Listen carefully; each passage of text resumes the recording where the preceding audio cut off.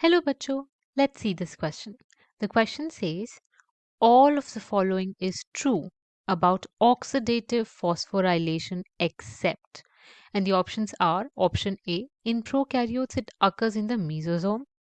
Option B, it produces 2 ATP for each FADH2. Option C, it can occur under anaerobic condition. And option D, it involves a proton gradient. सो इस question में हमें क्या बताना है oxidative phosphorylation के बारे में क्या फॉल्स है कौन सा स्टेटमेंट रॉन्ग है हमें वो स्टेटमेंट चूज करना है क्योंकि इसमें हमें बोला है कि all of the following is true except which means कि हमें फॉल्स स्टेटमेंट देखना है तो इसके लिए हमें की कॉन्सेप्ट क्या पता होना चाहिए की कॉन्सेप्ट क्या होना चाहिए हमें इसमें ऑक्सीडेटिव फॉस्फोराइलेशन के बारे में पता होना चाहिए कि ये प्रोसेस क्या है ऑक्सीडेटिव फॉस्फोराइलेशन सो ऑक्सीडेटिव फॉस्फोराइलेशन जो होता है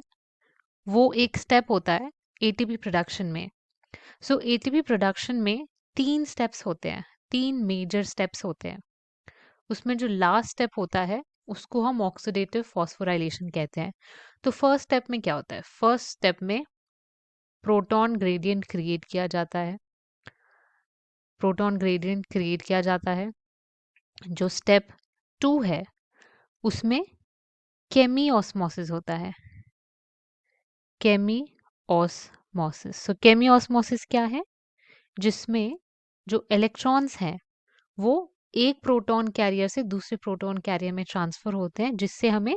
फ्री एनर्जी मिलती है और उस फ्री एनर्जी को यूज करके हम एटीपी को प्रोड्यूस करते हैं जो थर्ड स्टेप है जो फाइनल स्टेप है जिसको हम ऑक्सीडेटिव फॉस्फोराइलेशन बोलते हैं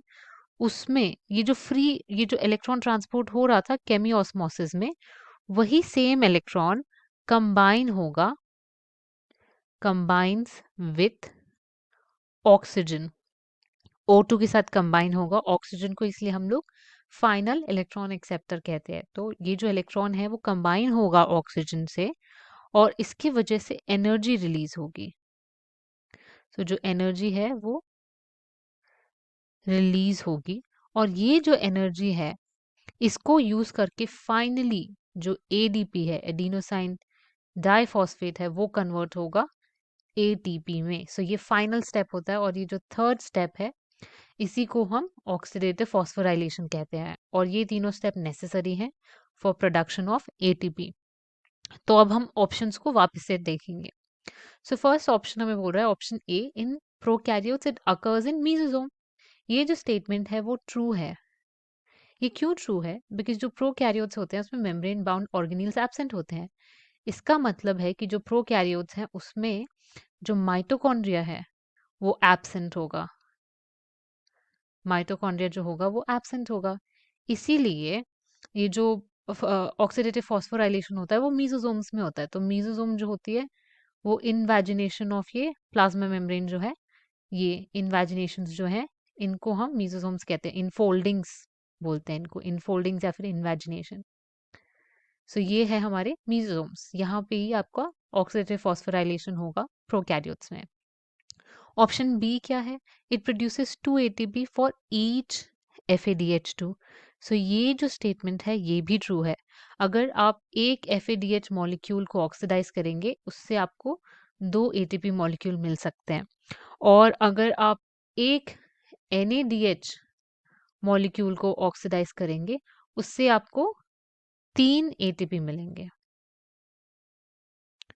उसके बाद ऑप्शन सी देखते हैं it can occur in anaerobic condition so ये जो स्टेटमेंट है ये एब्सोल्युटली फॉल्स है ये फॉल्स क्यों है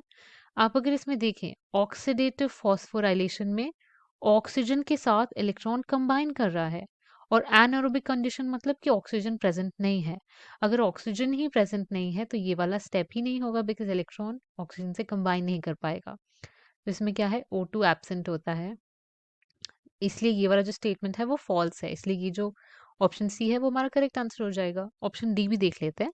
इट इन्वॉल्व्स प्रोटॉन ग्रेडियंट तो आप देखो फर्स्ट स्टेप में ही आपको प्रोटॉन ग्रेडियंट क्रिएट करना है तो ये वाला जो स्टेटमेंट है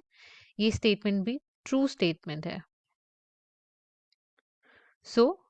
final answer is option C It can occur under anaerobic condition. Hope you understood it well. Best of luck.